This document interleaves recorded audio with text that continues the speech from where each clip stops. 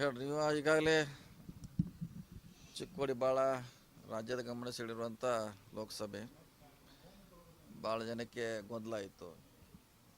ಭಾಳಷ್ಟು ಊಹಾಪೋಹಗಳಿದ್ದವು, ಈ ರೀತಿ ಆ ರೀತಿ ಅಂತ. ಕೊನೆಗೆ ಜನರ ತೀರ್ಪನ್ನು ನೀಡಿದ್ದಾರೆ. ಕಾಂಗ್ರೆಸ್ ಪಕ್ಷದ ಪ್ರಿಯಾಂಕವನ್ನು ಗೆಲ್ಲಿಸಿದ್ದಾರೆ ದೊಡ್ಡ ಅಂತರದಿಂದ. ಸೊ ಇದು ಕೆಲಸ ಯಾರು ಮಾಡ್ತಾರೋ ಅವ್ರನ್ನ ಗೆಲ್ಲಿಸ್ತಾರಂತ ಜನ ಈ ತೀರ್ಮಾನ. ಜಾತಿ ಧರ್ಮ ಭಾಷೆ ಮ್ಯಾಗೆ ಓಟ್ ಹಾಕಿಲ್ಲ. ಯಾರ್ಗ ಕೆಲಸ ಮಾಡ್ತಾರೆ ಅವ್ರು ನಮ್ಮ ಪರವಾಗಿರುತ್ತೋ ಅನ್ನೋದು ಇದು ಚುನಾವಣೆ ಸಂಕೇತ ಆಗಿದೆ. ಮತ್ತು ನಮ್ಮ ಮೇಲೆ ಸಾಕಷ್ಟು ಭರವಸೆ ಇಟ್ಟಿದ್ದಾರೆ ಮತ್ತಾರು, ಇವರಿಂದ ಏನಾರ ಆಗ್ಬೋದು ಕೆಲಸ ಅಂತ. ಸೊ ಖಂಡಿತವಾಗಿ ಅದನ್ನ 5 ವರ್ಷಗಳಲ್ಲಿ ಪ್ರಿಯಾಂಕಾ ಅವರ ಪೂರೈಸ್ತಾರೆ. ಅವ್ರ ಜೊತೆ ನಾವು ಇರ್ತೀವಿ, ನಮ್ಮ ಸರ್ಕಾರ ಕೂಡ ಕೆಲಸ ಮಾಡ್ತದೆ. ಸರ್, ರಾಜ್ಯದಲ್ಲಿ ಎಲ್ಲೂ ಕೂಡ ಗ್ಯಾರಂಟಿ ಯೋಜನೆಗಳು ವರ್ಕೌಟ್ ಆಗಿಲ್ಲ ಸರ್ ರಾಜ್ಯದಲ್ಲಿ. ಅದನ್ನು ಮೀರಿ ಇಲ್ಲಿ ಸತೀಶ್ ಜಾರಕಿಹೊಳಿ ಅವ್ರನ್ನ ನೋಡಿ ಜನ ಮತ ಹಾಕಿದ್ರು. ಎಸ್, ಅದಂತೆ ಖಂಡಿತ ಇದ್ದೇ ಇದೆ. ಪಕ್ಷ guarantee plus Jarkiholi brand 3 work ಆಗಿದೆ ಇಲ್ಲಿ. ಹೀಗಾಗಿ ಗೆಲ್ಲಲಿಕ್ಕೆ ಕಾರಣ ಆಗಿದೆ ಇಲ್ಲಿ 3 ಅಂಶಗಳಿಂದ. ಸಾಕಷ್ಟು ಕುತೂಹಲ ಮೂಡಿದ್ರೆ ರಾಯಬಾಗ್ ಮತಕ್ಷೇತ್ರ ಸರ್, ಒಂದು ರೀತಿ ಎಲ್ಲೋ ಟೆನ್ಷನ್ ಕ್ರಿಯೇಟ್ ಮಾಡಿತ್ತು ಸರ್. ಒಂದು ಎಲ್ಲೋ ಶಂಭು ಕಲ್ಲೋಳ್ಕರ್ ಸ್ಪರ್ಧೆಯಿಂದ ಅದನ್ನ ಹೆಂಗೆ ನಿಭಾಯಿಸೋದು? 2-3 ದಿನ ಇಲ್ಲ ಅದು ಅವ್ರ ಕೆಪಾಸಿಟಿನ ಅಷ್ಟೇ ಇತ್ತು. ಆದರೆ ನಮ್ಮ ವಿರೋಧಿಗಳು ಅವರು 1 ಲಕ್ಷ ತೊಗೋತಾರೆ 2 ಲಕ್ಷ ತೊಗೋತಾರೆ ಅಂತ ಅವ್ರು ಪ್ರಚಾರ ಮಾಡ್ತಿದ್ರು ಹೊರತಾಗಿ ರಿಯಲ್ ಆಗಿ. ಯಾಕೆಂದರೆ ಅವರು MLA ಸ್ಪರ್ಧೆ ಮಾಡೋದು ವಿಚಾರ ಬೇರೆ, ಅದಕ್ಕೆ ಮತದಾನ ಮಾಡೋದು ಬೇರೆ.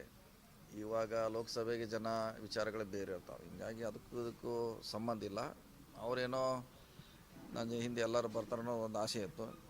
ಸೊ ಈಗ ಆಸೆ ಅದು ಪೂರ್ಣಗೊಂಡಿಲ್ಲ. ಚೆನ್ನಾಗಿ ಕೆಲಸ ಮಾಡೋರು ಹಿಂದಿದೆ, ಹೋರಾಟ ಯಾರು ಮಾಡ್ತಾರೋ ಅವ್ರ ಹಿಂದಿದೆ ಅನ್ನೋದು ಈ ಚುನಾವಣೆ ತೋರಿಸ್ಕೊಟ್ಟಿದ್ದೀರಿ. ಸಾಕಷ್ಟು ಭರವಸೆಗಳಿದಾವೆ ಸರ್, ಮಾಡ್ತೀನಿ ಅನ್ನೋ ಚಾಲೆಂಜ್ ಇದೆ. ಈಗಾಗಲೇ ನಾವು ನಮ್ಮ ಫಲಿತಾಂಶ ಬರೋಕ್ಕಿಂತ ಮುಂಚೆನೇ ನೀರಾವರಿ ಎಲ್ಲ ಕಾಲುವೆಗಳನ್ನು ಸುತ್ತಾಕಿದ್ದೀವಿ. ನಾವಿನ್ನೂ ಗೆಲ್ತೀವೋ ಸೋಲ್ತೀವಿ ಅಂತ ಗೊತ್ತಿರಲಿಲ್ಲ. ಅವರು ಕೂಡ ಕುಡ್ಚಿಯಲ್ಲಿ, ರಾಯಬಾಗದಲ್ಲಿ, ನಿನ್ನೆ ಒಟವಾಗಿ ನೀರಾವರಿ ಯೋಜನೆ ಸುಮಾರು ಕಡೆ ಈಗಾಗಲೇ ಪ್ರವಾಸ ಮಾಡಿದ್ದೀವಿ. ಖಂಡಿತವಾಗಿ ಅವರ ಏನು ನಿರೀಕ್ಷೆ ಇಟ್ಟಿದ್ದಾರೆ ಆ ನಿರೀಕ್ಷಿಸ್ತಕ್ಕಂಥ ಕೆಲಸ ಮಾಡ್ತೀವಿ. ಅತ್ನಿಯಲ್ಲಿ ಸಮಸ್ಯೆ ಆಗಿದೆ. ಏನು ಹೊಸ BJP ಕಾರ್ಯಕರ್ತರಿದ್ದರು, ಅವರು ಮನಸಾರೆ ಪ್ರಚಾರ ಮಾಡೋದಿಲ್ಲ. ಅವರು ಉದ್ದೇಶಪೂರ್ವಕವಾಗಿ ಮಾಡುವಂಥ ಪ್ರಯತ್ನ ಮಾಡಿದ್ರು. ಆದರೆ ನಮ್ಮ ಹಳೆ ಕಾಂಗ್ರೆಸ್ ಕಾರ್ಯಕರ್ತರು ಏನಿದ್ರು ಅವ್ರು ಗಟ್ಟಿಯಾಗಿ ಮಾಡಿದ್ರು. ಹೀಗಾಗಿ 7,000 ಏನಂತ ಭಾಳ ದೊಡ್ಡ ನಿರೀಕ್ಷೆ ಕಡಿಮೆನಾಗಿಲ್ಲ. 7,000 ಮಾಡಿದ್ದಾರೆ. ಅವ್ರು ನಮ್ಮ ಹಳೆ ಕಾರ್ಯಕರ್ತರು ಭಾಳ ಜಿದ್ದದಿಂದ ಸವಾಲಾಗಿ ಸ್ವೀಕಾರ ಮಾಡಿ ಈ ಚುನಾವಣೆಯನ್ನು ಎದುರಿಸಿದ್ದಾರೆ. ಸೋಲಿಗೆ ಭಾಳಷ್ಟು ಕಾರಣಗಳಿದ್ದಾವೆ. ಅದ್ರ ಬಗ್ಗೆ ಚಿಂತನೆ ಮಾಡೋದು ಭಾಳ ಅವಶ್ಯಕತೆ ಇದೆ. ಅದು ಸ್ಥಳೀಯ ರಾಜಕಾರಣಿ ಇರ್ಬೋದು, ಮರಾಠಿ ಭಾಷಿಕರ ಓಟ್ ಇರ್ಬೋದು, ಅವ್ರ ಸಮುದಾಯದ ಓಟ್ ಇರ್ಬೋದು. ಭಾಳ ಸಮಸ್ಯೆ ಇದೆ, ಗೊಂದಲ ಇದೆ ಅದರಲ್ಲಿ. ಸೊ ಅದನ್ನೆಲ್ಲ ನಾವು ಅಧ್ಯಯನ ಮಾಡೋದು ಭಾಳ ಅವಶ್ಯಕತೆ ಇದೆ. ನೋಡೋಣ, ಪಕ್ಷ ಅದ್ರ ಬಗ್ಗೆ ಚಿಂತನೆ ಮಾಡ್ತದೆ.